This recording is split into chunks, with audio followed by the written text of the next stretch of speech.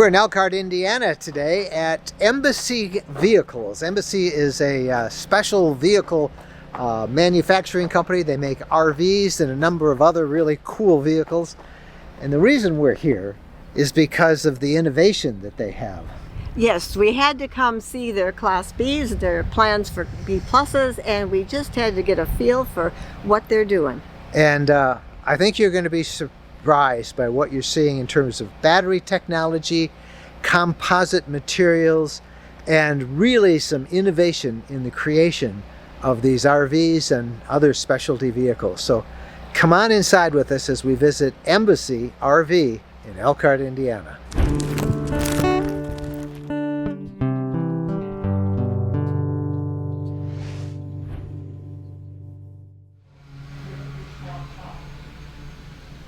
So welcome to Embassy. One of the things we like to show here is we use composites, marine plastics, and aluminums in our RV builds with no wood. Our walls in our offices, we actually build out of our composite. There's no wood. And these are laminated composite panels that are just a superstructure that has no drywall and no wood in it. And then we wanted to show how we could roll a corner. There's no mud on this corner. Now in Florida, you know, when the hurricanes hit, you got to tear your drywall off the bottom of your walls and you have to dry out the studs and get rid of the insulation or whatever's in the walls. This is a composite wall system that can't absorb anything. Well, what does this exactly mean to RV owners? RV owners, it means you're not going to have mold or mildew.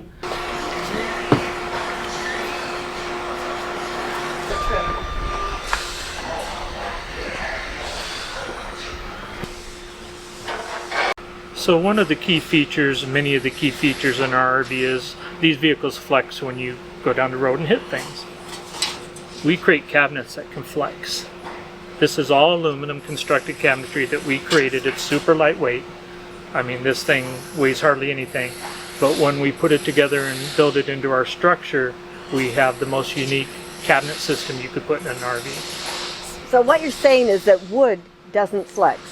It does not flex, and it rips the staples apart when it tries to, and then that's where your squeaks and rattles and all that come from.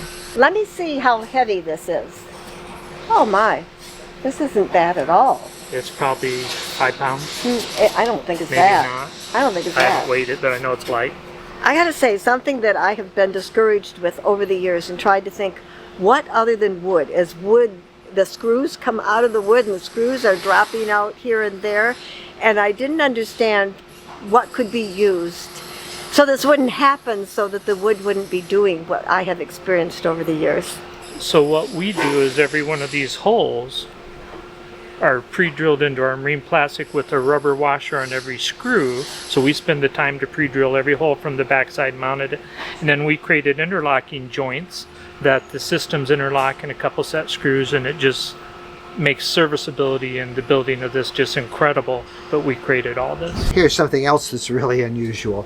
All the walls are put in, these composite walls are all put in before the wiring goes in. Usually they put the wiring in and then they put the walls up, and that is why so many times in a Class B RV people say, hey, this doesn't work and that doesn't work. It's because when they're then stapling in the walls, they go through these wires. So these are all put in afterwards. Such a simple little thing, but such an efficiency saving thing that makes it a lot more reliable.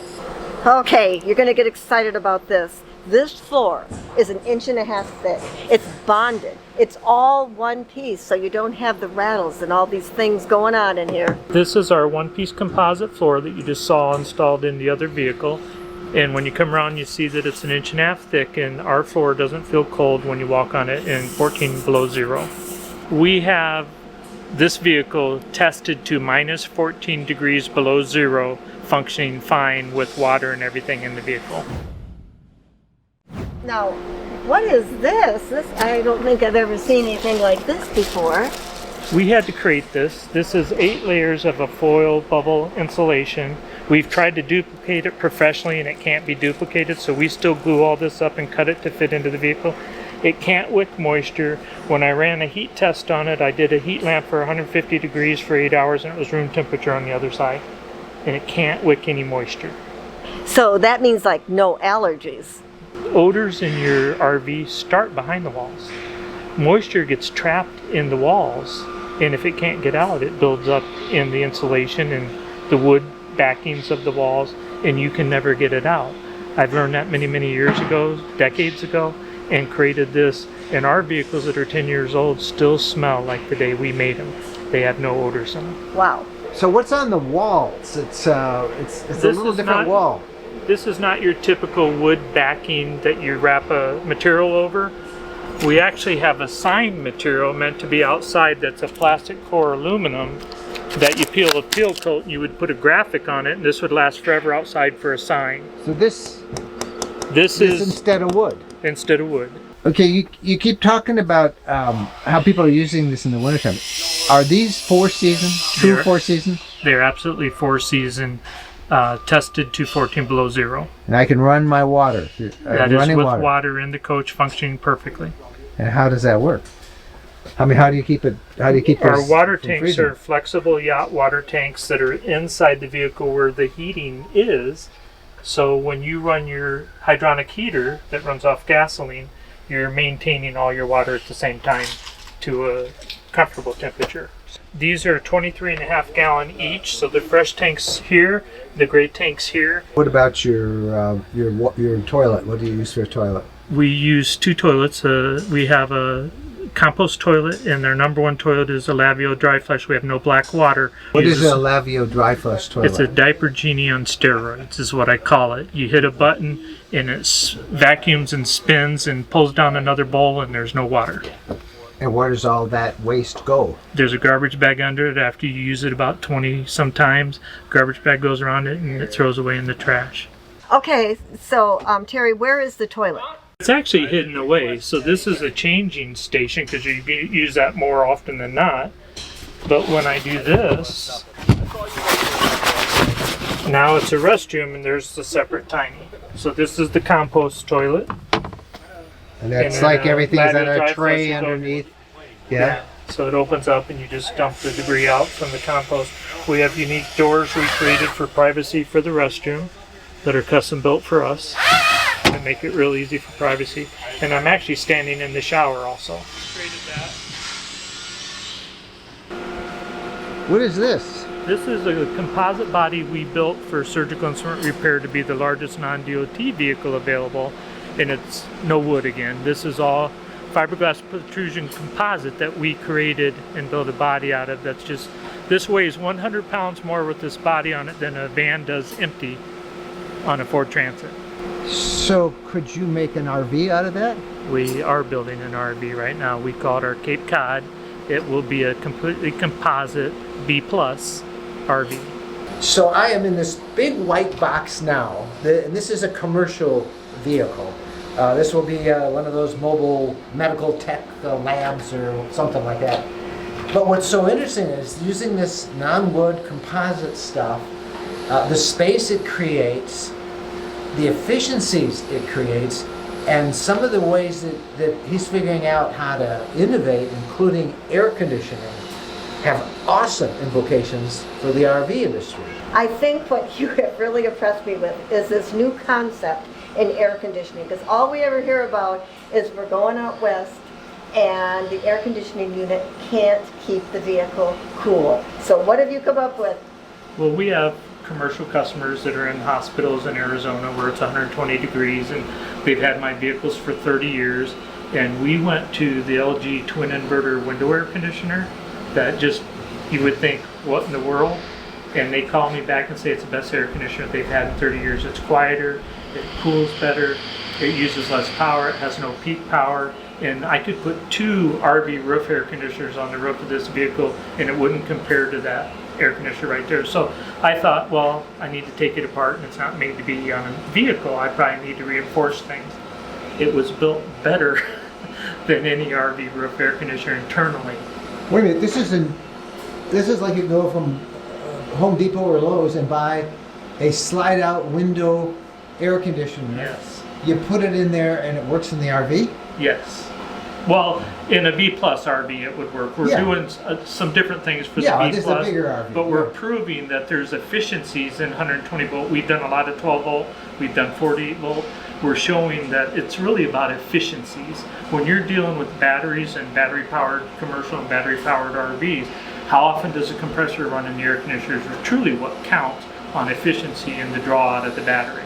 So the more efficient the air conditioner is, whether it's 120 volt or 12 volt, means run times. And what you're saying is that the traditional air conditioners on RVs are not efficient. They're not efficient. The compressors are on almost Well, all the why time. haven't they done this?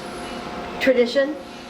I don't have an answer to that. But why haven't they done this, Jeff? I don't know, because the air conditionings on the roof don't do it. They just You're don't. cutting a hole in the roof that you don't have to cut. We actually custom nose cone on this that lets this thing breathe, but it protects it. And the response from our commercial customers is overwhelmingly, oh my gosh, we've never had this much comfort before inside this vehicle. How about the noise? It's super quiet, super quiet. It doesn't blow as hard, but it's about how big is the condenser, how big is the evaporator, how efficient is the compressor. And with twin inverter drive, there's no peak powers like you have in a roof air conditioner on an RV, which can be 65 amps of peak power on AC voltage, which means 650 amps out of a battery to start up the air conditioner. This has no startup peak amps, so it just loves. So it's soft start from the start. It's soft start. Yeah. Absolutely. All I can say is the air conditioners always on the roof, and then they were down below, and that didn't work very well with the road and everything. And I don't know why this idea on the sides like a home Yeah. hasn't been developed sooner. Battery technology, especially lithium battery technology, is increasing at a phenomenal rate. Lots of implications for RVers. At Embassy, they're building this unit for a California company. Now, California, you'll remember, recently took some action and is planning to get rid of fuel-powered generators. They are really discouraging those. There's a solution here. The emissions and everything for the California generators are being kicked out, and they want you to go to lithium. So we've been working on this for quite a while. We knew that ahead of time, and now we have these battery systems available for commercial that are mega systems. Basically, they're 48 volt, 100 amp hour batteries, and there's 4 of them in this coach, which equals 1600 amp hour of lithium battery on 12 volt, which would be about 32 AGM batteries it would take to do this in this vehicle.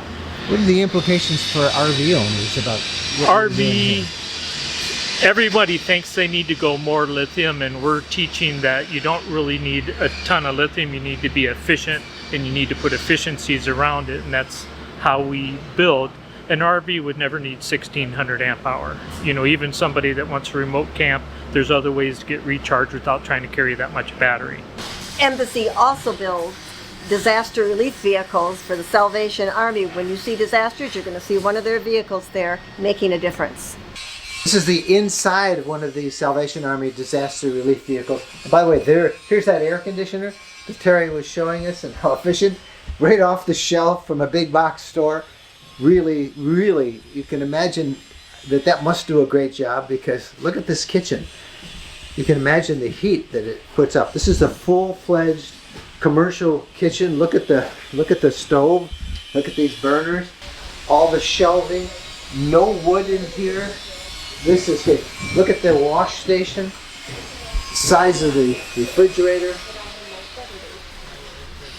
So I have to show you before we wrap this all up what's inside these composite walls.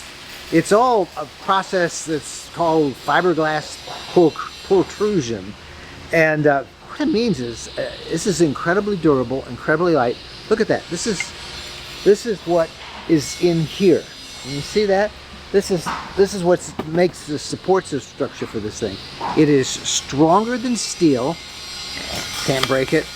It is lighter than aluminum. It doesn't rust. It doesn't conduct electricity. It is so incredibly light and yet so strong. So in a sense, this is the heart of all of these Embassy specialty vehicles, both the medical and the labs and the disaster vehicles and the RVs. Super strong, super lightweight, no wood. All right, I know what you want. You want to see a finished model. Well, we got one. This is the Embassy SL, and Jennifer's already in there. Jen! Yeah. So what's it like in there? Well, I think you got to come in and see it for yourself. We're going to start with the master bedroom. As you can see, this is nice and thick and comfy. This bed is a full-size bed, but it can accommodate a person that's 6 feet 6 inches. But this is much more than a bed. Let's have Carrie show it. Let me show you what this can do.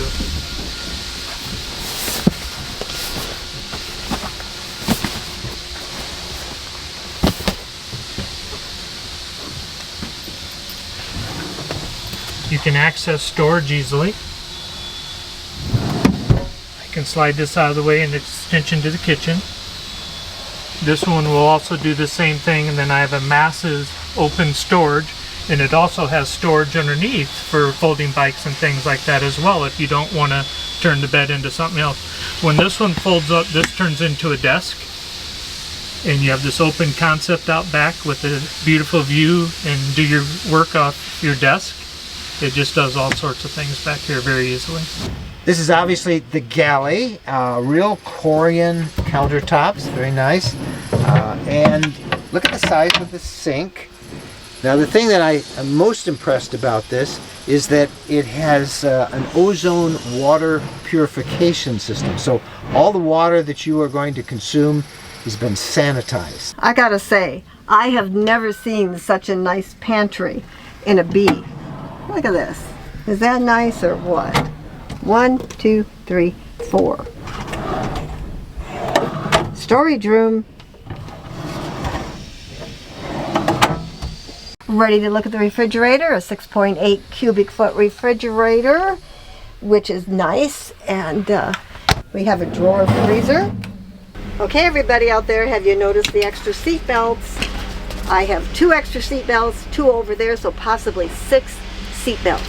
This will pull out at night and make a queen size bed. This is the second bedroom. Embassy is building its RVs on the Transit 350 heavy duty chassis, all-wheel drive. The wait time, well, if you order about now, it's probably running close to about 8 months. Wow, that was so much fun and so educational. I just loved it. So let's we save the best for the last, because everybody wants to know how much they cost. And I think as much as that innovation that we just showed you is cool, we should tell you that the most amazing thing is the cost of these vehicles. $152,000. Now, we just came back from the Tampa RV show, and almost everything we saw was well over $200,000. All the Bs, the latest Bs. This is 152 grand. And they've built with all these upgraded materials. Terry says the reason why is because they don't have middlemen to go through. It's all factory direct. But the price is really quite reasonable. We should also tell everybody that they didn't sponsor this. We just have been in touch with this company for a number of years, and we wanted to really do a story on their innovation, and so much to share that we didn't have time to tell you about. Pretty cool place. A very cool place. Yeah. It's another one that you want, right? You want everyone you see. I do. All right. Hey, we're Mike and Jennifer Wendland. Thank you guys so much for watching. And give us a thumbs up on this video if you will. And please don't forget to subscribe to the RV Lifestyle channel right here on YouTube. Happy trails.